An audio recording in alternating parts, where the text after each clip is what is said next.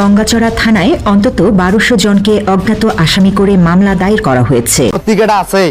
সম্প্রতি মহানবী হযরত মুহাম্মদ সাল্লাল্লাহু আলাইহি ওয়াসাল্লামকে নিয়ে কটূক্তি করে ফেসবুকে পোস্ট নিয়ে রংপুরের গঙ্গাচড়ায় হিন্দু বাড়িতে হামলা ও ভাঙচুরের ঘটনাকে সংখ্যালঘু নির্যাতনের ইস্যু বানানোর অভিযোগ উঠেছে। জানা গেছে, প্রকৃত ঘটনা আড়াল করে উস্কানিমূলক তথ্য ছড়াচ্ছে প্রথম আলো, ডেইলি স্টার ও সন্তোষ শর্মার কালবেলা সহ বাংলাদেশের বিরুদ্ধে ষড়যন্ত্র করছে ভারতীয় গণমাধ্যমগুলো। তবে স্থানীয় বাসিন্দা ও গণমাধ্যম সূত্র বলছে, ধর্মীয় অনুভূতিতে আঘাত হানার অভিযোগে হিন্দুপাড়ার বাসিন্দা রঞ্জন কুমারের বাড়ি ভেবে তার চাচার বাড়িতে হামলা হয়েছে। মূলত বিক্ষুব্ধ জনতাকে উস্কে দিয়ে ওই বাড়িতে হামলা চালানোর ইন্ধন দেওয়ার অভিযোগ উঠেছে স্থানীয় পত্রিকা যুগের আলোর সাংবাদিক হাবিবুর রহমান সেলিমের বিরুদ্ধে। ওই সাংবাদিক নিষিদ্ধ ঘোষিত সংগঠন রংপুর মহানগর ছাত্রলীগের সাবেক সাধারণ সম্পাদক। হামলার ব্যাপারে অভিযুক্ত রঞ্জন কুমারের চাচি বলেন, মেম্বার কল করে রঞ্জনের ফেসবুক পোস্টের বিষয়টি জানান। পরে রঞ্জনকে নিয়ে থানায় যান তার চাচা। এরপরই রঞ্জনের বাড়ি ভেবে তাদের বাড়িতে কয়েক দফা হামলা চালায় ও ভাঙচুর করে বিক্ষুব্ধ জনতা। হঠাৎ করে আমাদের এলাকার মেম্বার মোবাইল করে আমার ভাতিজা বললো যে তোমার ছেলে নাকি ফেসবুকে বলে নবীজির নামে কি কি দিয়ে পাঠাইছি। তারপর আমরা ৩০০ সিঁড়ি বউ, ভাতিজা বউ দুইটা আর আমি বাড়ি, ওই ঝুঁকে ফার্স্টে একদল আসিয়ে আমার বাড়ি ভাঙচুর করে চলে গেল। তারপর আধ ঘন্টা পর আর এক দল আসিল, ওই আর এক দল রঞ্জনের বাড়ি জানে না, আমার বাড়িতে ভাঙচুর করে। অথচ প্রথম আলোর সংবাদ বলছে ভিন্ন কথা। তাদের প্রতিবেদন বলছে ওই হামলায় ২২টি বাড়িতে ভাঙচুর ও লুটপাট চালানো হয়েছে। এমন খবরের মাশুল গুনতে হচ্ছে স্থানীয় মুসলিম পরিবারগুলোর। হিন্দুদের বাড়িতে হামলা, ভাঙচুর ও লুটপাটের অভিযোগে এরই মধ্যে ৫ মুসলিম যুবককে গ্রেফতার করেছে সেনাবাহিনী। রংপুরের গঙ্গাচড়া উপজেলার বেদগাড়ি ইউনিয়নের নারিশ অস্থায়ী সেনা ক্যাম্পে ২ দিন আটকে রেখে তাদের উপর শারীরিক নির্যাতনেরও অভিযোগ উঠেছে। এরপর থানা পুলিশের মাধ্যমে আদালতে পাঠিয়েছে সেনাবাহিনী। ওই ৫ মুসলিম যুবকের পরিবারের দাবি, সুনির্দিষ্ট অভিযোগ না থাকলেও গভীর রাতে বাড়ি থেকে তাদের গ্রেফতার করে সেনা ক্যাম্পে নেওয়া হয়েছে। চলেছে নির্যাতন। অথচ ওই যুবকরা মহানবী হযরত মুহাম্মদ সাল্লাল্লাহু আলাইহি ওয়াসাল্লামকে নিয়ে কটূক্তির প্রতিবাদ করেছিল বলে দাবি পরিবারের। সেনাবাহিনী আমাদের খুলে রাত ৩টার সময় আসিয়া আমাদের বাসায় ঢুকিয়া ওনার দরজায় ডাকে, আমরা ডাকে তাকে দিছি। তুলি দিবার পরে ওরা নিয়ে চলে গেছে। উঠার পরে দেখি সে সুস্থ মানুষ, সে হাঁটতে পারে না, নির্যাতন অবশ্যই করছে। আমার বাসা থেকে নিয়ে গেছে উনি সেনাবাহিনী। আমার বাবাকে চোখ বান্ধি, হাত বান্ধি, পাং বান্ধি একটা ডাং মায়ের ইয়ে করি এনে আমার বাবা ডাকাইলাম, আইয়া আছেন বাবা, তুই কোথায়?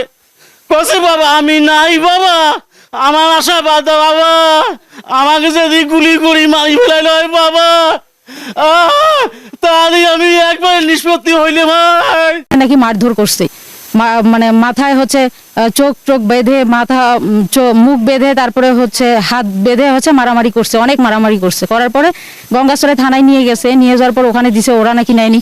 সেনাবাহিনীর নির্যাতনের শিকার আশরাফুল ইসলামের বড় ভাই বলছেন, গ্রেফতারের আগে সুস্থই ছিল তার ভাই, তবে ক্যাম্প থেকে ফেরার পর তিনি স্বাভাবিক নন। আমাদের বাড়ি থেকে প্রায় ২৫-৩০ কিলোমিটার দূরে নবীজিকে কটূক্তি করা নিয়ে একটা মিছিল হয়।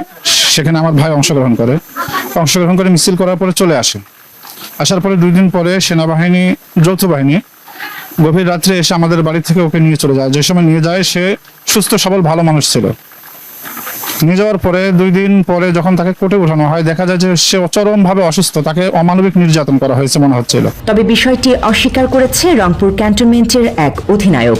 এ বিষয়ে সাংবাদিকদের কাছে প্রমাণ আছে কিনা জানতে চান তিনি। হ্যালো, আসসালামু আলাইকুম। আসসালামু আলাইকুম।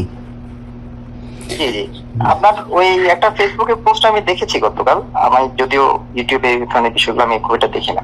জি। তো আপনার যে ইনফরমেশনটা আপনি দেওয়ার চেষ্টা করছেন ওরকম কিছু রংপুরে হয়নি। এখানে মূলত বিষয়টা মানে মিস ইনফরমেশন বা রং ইনফরমেশন ছড়ানো হচ্ছে আর কি। না কিন্তু রংপুরে কেউ করেনি, আপনি প্রথম করলেন আর কি।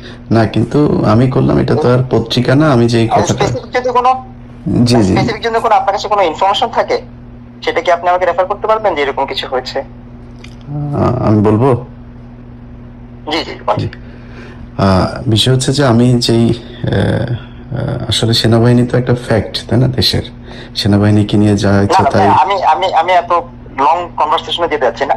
আপনার কাছে স্পেসিফিক যদি কোনো ইনফরমেশন থাকে যে আমরা আসলে কোনো কিছু আপনি যেটা বলতে চাচ্ছেন এরকম কিছু থাকে সেটা বলেন, আদারওয়াইজ আমি আপনার সাথে এত লম্বা কনভারসেশনে যেতে চাচ্ছি না। আর দ্বিতীয়ত হচ্ছে গিয়ে আপনার যদি ইনফরমেশন দরকার হয় আমার মনে হয় আপনি বেটার আমাদের আর্মি হেডকোয়ার্টার আইএসপিআর আছে ওনাদের মাধ্যমে কথা বলেন, বিকজ আপনি খুব ইম্পর্টেন্ট পারসন। আমি আপনার সাথে কথা বলাটা আমার লেভেলে পড়ে না। আইএসপিআর তো চোরবাটপার সব, আপনাদের সেনাবাহিনীতে সব চোরবাটপার গিয়ে বসে রয়েছে। এখন আপনি কথাবার্তা না কথা, আমি আপনাকে তো কোনো বাড়তি কথা বলি নাই ভাই, আপনাকে কি আমি কোনো বাড়তি কথা বলছি? আমি আপনাকে কথা শুরু করলাম, আপনি আমাকে বললেন যে আমি এত কথা শুন, আমি কি বলতে চাচ্ছিলাম আপনি সেন্টেন্সটা শেষ করতে দিলেন না। আমি বলতে চাচ্ছিলাম যে আমাকে যে আমি যে কথাটা বলছি, না না আমি আপনাকে আমি প্লিজ আমি সেন্টেন্সটা শেষ করি, তারপরে বলেন আমি যদি বাড়তি কোনো কথা। আমি বলছিলাম যে সেনাবাহিনী একটা ফ্যাক্ট, তাদের ব্যাপারে একটা মানুষ কথা চাইলেই তো বলতে পারে না। আমার কাছে অভিযোগ একদম আমার ভিডিও রেকর্ড, এটা এরকম না যে তারা আমাকে পত্রিকার মতো বক্তব্য দিয়েছেন, এরকম না।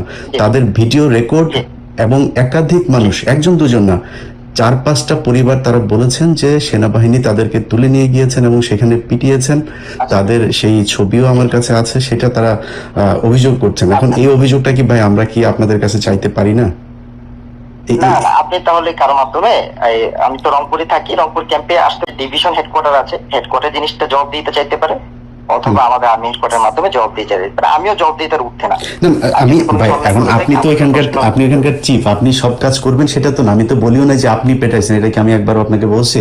আমি বলছি যদি এরকম কিছু হয়ে থাকে আমার তো মনে হয় আপনারা সেটার ব্যবস্থা নেন, তাই না? আপনারা সেনাবাহিনী তো আর সেটাই আমি আপনাকে জানাইলাম আর কি। আপনি হয়তো আমার ভিডিওটা যখন দেখবেন তখন ওইখানে নিশ্চয়ই দেখবেন যে কারা অভিযোগ করছে, তো তখন আশা করি আপনাদের কাছে যে এই ধরনের ঘটনা যদি ঘটে থাকে আপনি অধিনায়ক হিসেবে আপনার কাছে আমি এটার বিচার চাই আর কি। না তা তো অবশ্যই, তা অবশ্যই যদি কেউ ধরনের কিছু করে থাকে, অন্য করে থাকে, সেটা আমরা অবশ্যই দেখব, কোনো সমস্যা নেই। থ্যাংক ইউ স্যার, ঠিক থ্যাংক আছে, ইউ সো মাচ। আসসালামু আলাইকুম। আসসালামু আলাইকুম। তবে 2 দিন আটকে রেখে শারীরিক ও মানসিক নির্যাতন করার অধিকার সেনা সহ কোনো বাহিনীর নেই বলে জানিয়েছেন সুপ্রিম কোর্টের আইনজীবী অ্যাডভোকেট নুরুল ইসলাম। সেনাবাহিনী গ্রেপ্তার করার জন্য শর্ত হলো তার কাছে সুনির্দিষ্ট অভিযোগ থাকা এবং অভিযোগের পরে গ্রেপ্তারের পরে 24 ঘন্টার মধ্যে, উইদিন 24 আওয়ার্স, 24 ঘন্টার মধ্যে তাকে আদালতের কাছে, থানার মাধ্যমে আদালতের কাছে তাদেরকে সারেন্ডার করে দেওয়া। তো কোন লোককে 2 দিন আটকে রাখার অধিকার এটা বাংলাদেশের প্রচলিত আইনে না সেনাবাহিনীর আছে, না পুলিশের আছে, না কারো আছে। এরপরও এ ঘটনায় গঙ্গাচড়া থানায় অন্তত 1200 জনকে অজ্ঞাত আসামি করে মামলা দায়ের করা হয়েছে। এতে করে নীলফামারীর কিশোরগঞ্জ উপজেলার মাগুরা ইউনিয়নের 3টি ওয়ার্ডে বাড়িঘর ছাড়তে বাধ্য হয়েছে অন্তত 4000 মানুষ। ফলে কয়েকটি গ্রাম পুরুষ শূন্য হয়ে পড়েছে। আমরা বাড়িতে একাই থাকি, মনে করো এই যে পুরুষ মানুষ সন্ধ্যা হলে বাড়িতে থাকে না, আমরা কিভাবে এই বাড়িতে একাই থাকবো? আর ও 5 জনকে যে নিয়ে গেল, দোষিক নিয়ে গেল, অদোষিক নিয়ে গেল, তার বিচার কি? দোষীর বিচার নেবেন তোমরা, আর যারা যে আমার নবীকে অপমান করলো তাদের বিচার নেবেন। আমার দেশের লোকের কি উদ্দেশ্য? রাত হলে আমরা ছেলে পেলে ধরে থাকতে পারিছি না, ভয়তে আতঙ্ক হয়ে গেছি। মহানবীকে নিয়ে কটূক্তি করার প্রতিবাদ করায় নিরপরাধ মুসলমানদের নামে মামলা হওয়ায় হতাশা জানিয়েছেন স্থানীয় বাসিন্দারা। নবীজির নামে মিথ্যা অপবাদ দিয়ে মুসলমান আমরা প্রতিবাদ করি যে তাই যদি অপরাধী হই, বাড়ি ছাড়া, বাড়ি ঘরে থাকতে পারি না, কেউ যদি বাড়ি ঘরে লুটপাট করে নিয়ে যায় তা আমরা কি করব? স্থানীয়দের অভিযোগ, মহানবীকে কটূক্তি করলেও রঞ্জন কুমারকে বিচারের মুখোমুখি না করে উল্টো প্রতিবাদ করা সাধারণ মুসলমানদের নামে মিথ্যা মামলা দেয়া হয়েছে। আমরা তার বাড়ি ঘর লুটপাট আমরা কোনো কিছু করি নাই, আমাদের মুসলমান এ ধরনের কোনো কিছু করে নাই। তারপর ওরা নিজে ভাঙচুর করার পরেও আমাদের মুসলমানের গায়ে ওরা দোষ দিয়ে আমাদের মুসলমানকে ওরা মিথ্যে মামলায় স্কুল ছাত্রকে নিয়ে যায়, ওরা অনেক কিছু শাস্তি দিতেছে। মুসলমানের পক্ষে বিচার আর উনির পক্ষে বিচার নাই। হ্যাঁ, নবীর পক্ষে হ্যাঁ তো কথা কইছে, অন্য কথা তো কয়নি।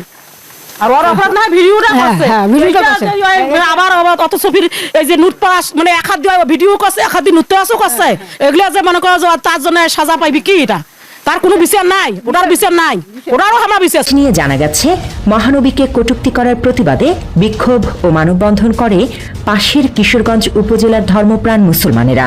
এরপরও প্রকৃত ঘটনা আড়াল করে প্রথম আলো, ডেইলি স্টার ও সন্তোষ শর্মার কালবেলা সহ দেশের কিছু গণমাধ্যমের বিরুদ্ধে মিথ্যা সংবাদ প্রকাশেরও অভিযোগ রয়েছে।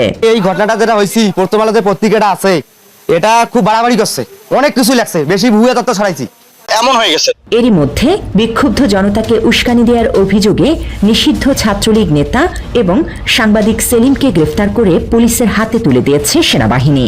আমরা আস্তে আস্তে আরো সত্যতা পাচ্ছি যে একজন সাংবাদিক সেলিম নাম, উনি এদিকে উস্কানি দিয়েছে। শোনা যাচ্ছে যে উনি আওয়ামী লীগ বা ছাত্রলীগের কোনো এক পদে ছিল, উনি এই ঘটনাটিকে উস্কানি দিয়েছে। এ বিষয়ে গঙ্গাচড়া থানার ওসি আল ইমরান বলেন, এ মামলায় সেলিম নামের একজনকে গ্রেফতার করা হয়েছে। তিনি এই ঘটনার মূল উস্কানিদাতা। এমনকি আওয়ামী লীগের রাজনীতির সাথে জড়িত থাকার প্রমাণও পেয়েছে পুলিশ। তার বিরুদ্ধে চাঁদাবাজি সহ থানায় একাধিক অভিযোগও রয়েছে। আমরা এই মামলায় অদ্যাবধি মোট 6 জনকে অ্যারেস্ট করছি। গতকাল হাবিবুর রহমান নামে একজনকে আমরা অ্যারেস্ট করেছি। তিনি একজন আওয়ামী লীগের নেতা। তিনি প্রত্যক্ষভাবে এই ঘটনার ইন্ধন দিচ্ছেন এবং নেতৃত্ব দিচ্ছেন মর্মে আমাদের কাছে সাক্ষ্য প্রমাণ আছে।